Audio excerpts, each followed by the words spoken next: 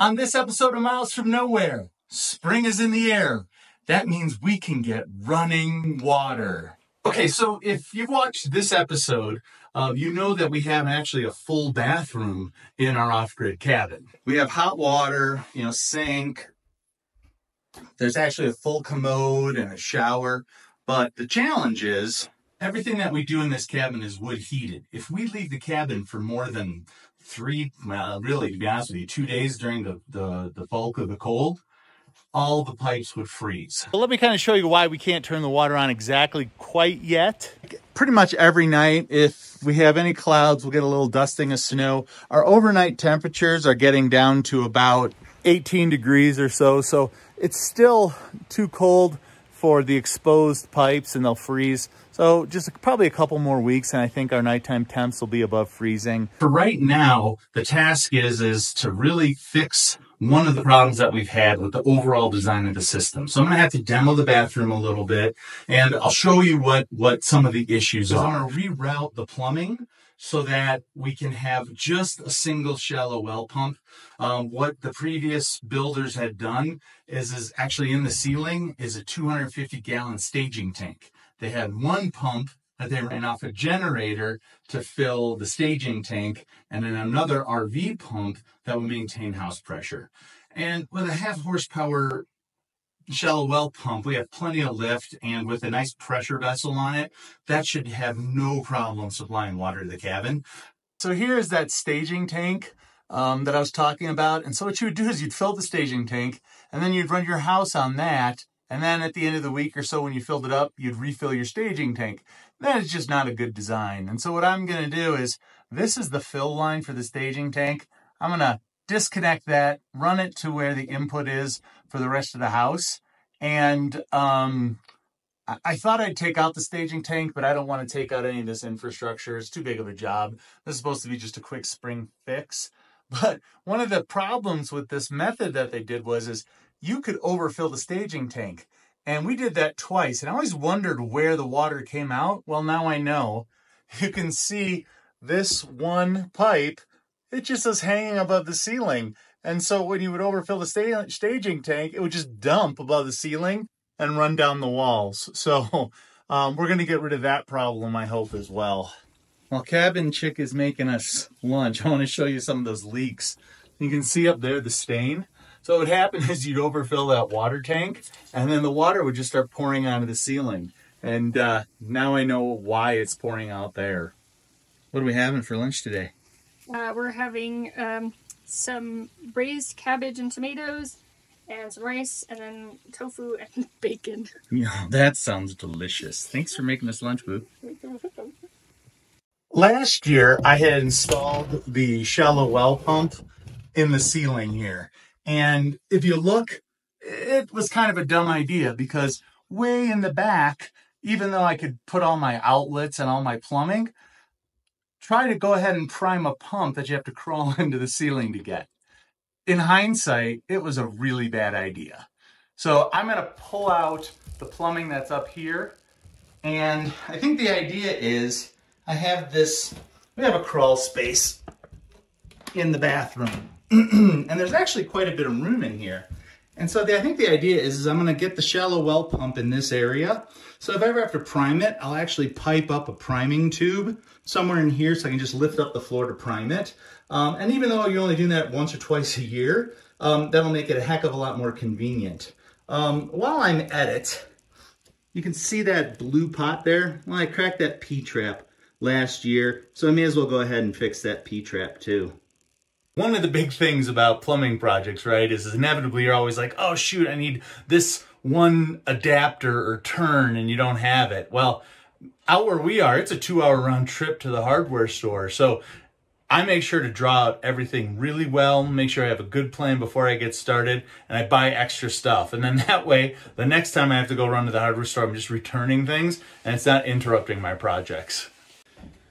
All right, so here's the pump I'm going to do. It's I've converted it to around 115. It's got the automatic turn on and the pressure vessel. I am going to have to get him mounted in there correctly and put a valve in here for priming, so I can prime it easier. And this is the soft start motor adapter, so that this doesn't draw too much power on startup.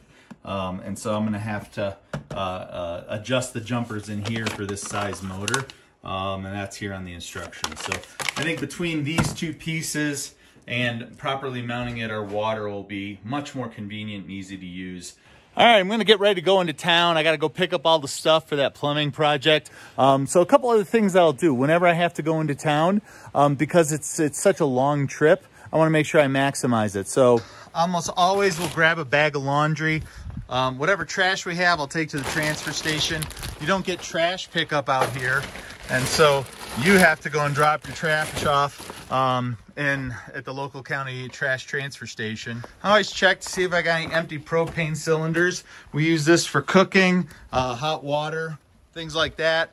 We'll never get a propane truck to come out, so you always have to go ahead and just fill them up. And I do the 20-pound cylinders mainly because I can carry them. I don't want to have to take a truck down, or in the winter have to transfer a big 100-gallon or 100-pound cylinder. So I do everything with multi propane switchover valves and just do 20-pound cylinders. It works fine.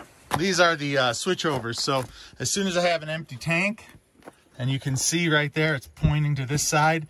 This says this tank is empty. I'll go ahead and pop it out, bring that into town, get it filled, and replace it with a fresh one. All right, got my empty. We'll go load that and take that into town. Now, it's not a terrible ride into town coming down from the mountains. We have about 6 old hard rock tunnels that we get to drive through. And it's actually a really beautiful drive, and I kind of like to let my mind wander and prepare for the stresses of the city, and then it's a good way to unwind on the way back. Well, this is the inside of what we call our old cabin. This cabin was built in the 1890s and messed with many times over the years. We have, this is where we will sleep when we have guests staying in our small cabin. It's pretty primitive, but we can keep it warm. It's quite delightful in the winter. It does have a sink and that gray water. All of that water is sourced directly from the creek behind it. And, you know, one of the things that's pretty cool is this old stove. So this stove was made just a little bit after, I think it was built in 1920. So somebody hauled this beautiful old wood stove up here, and it's just in great shape. We're going to take that to the new cabin, and I'm going to convert it to running off of propane, and we're going to use that as our cook shop. There's some old dumps on the property, and these are all the old bottles and things that we found on there. Like this guy here is a little honey jar. It looks like it's got the texture of honeycomb on it. Here is a, this looks like a pickle jar almost. Just neat little things, whiskey bottles that have accumulated here over the years.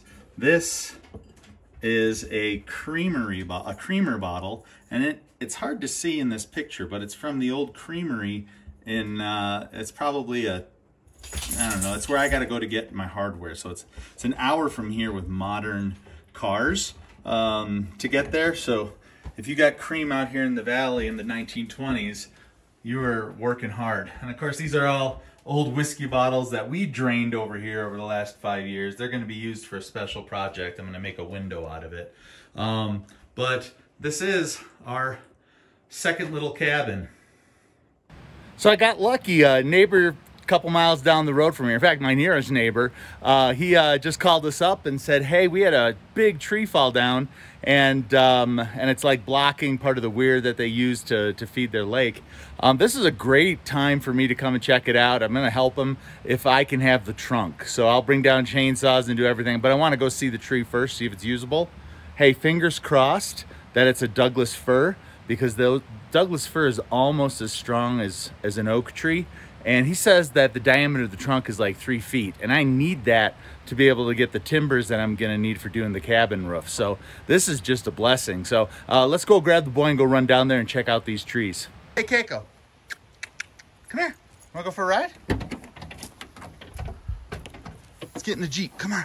Go on.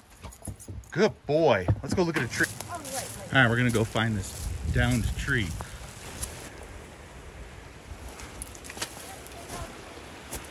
Wild. Oh, look at how huge this is. I'll have to give you guys a shot for scale.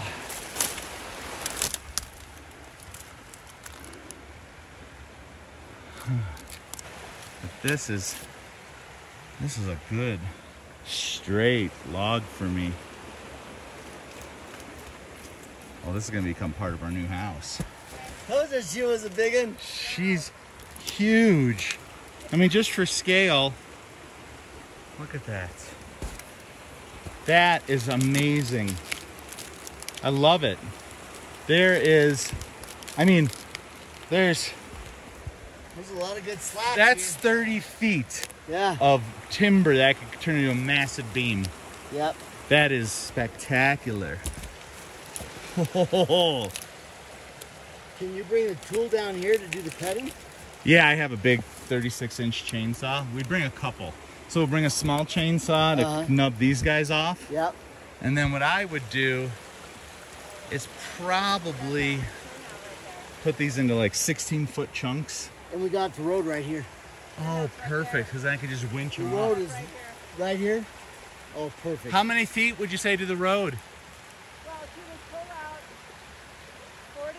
40 feet? Okay. Yeah, so that could winch up sections at a time. All right. New pump is in.